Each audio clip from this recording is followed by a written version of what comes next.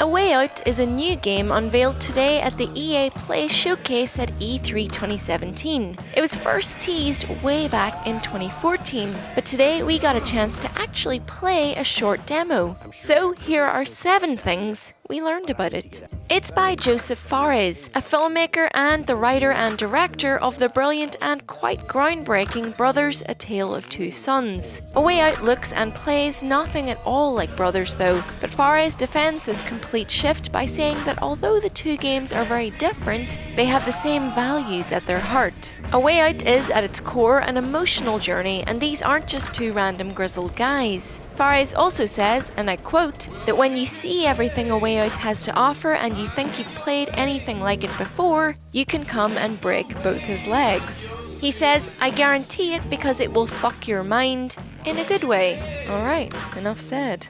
The vast majority of the game is played in split screen.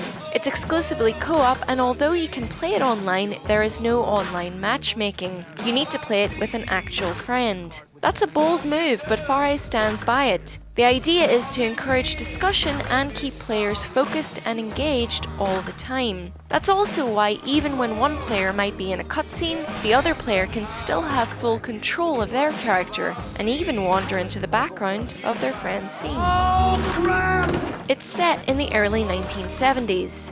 The demo we played takes place roughly 3 hours into the game at a gas station, which the two characters, Leo and Vincent, decide to rob to make some quick cash.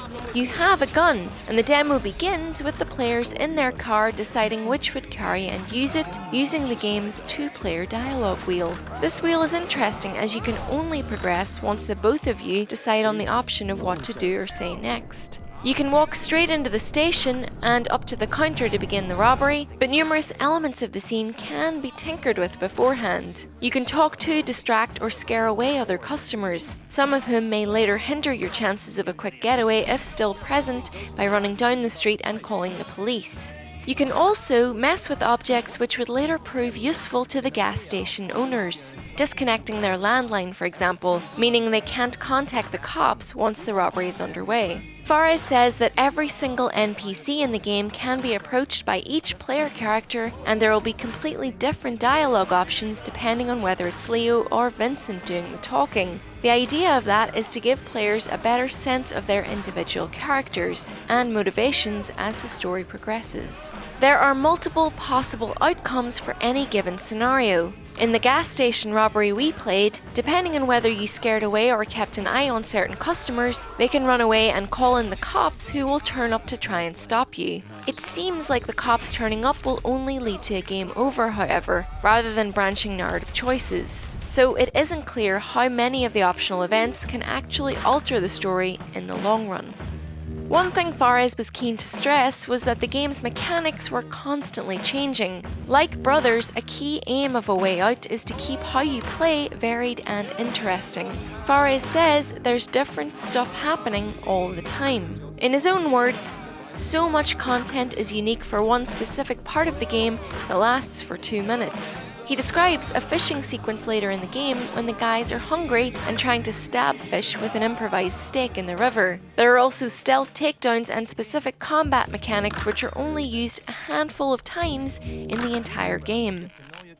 Fares says that his filmmaking background helps him create cinematic scenes, but for him, the interactivity is so important. I don't want a game like Heavy Rain, he says. I want to play, I want to control. That is so important. He also says his studio, Hazelight, will never make a decision based on sales. I don't give a fuck about that, he says. It's all about the passion. And I'm telling you, for indie development, we have more animation than a AAA title. I wanted to go crazy. Fares also lent his performance to the game. He mocapped the character of Leo, while his real-life big brother was his likeness and voice actor.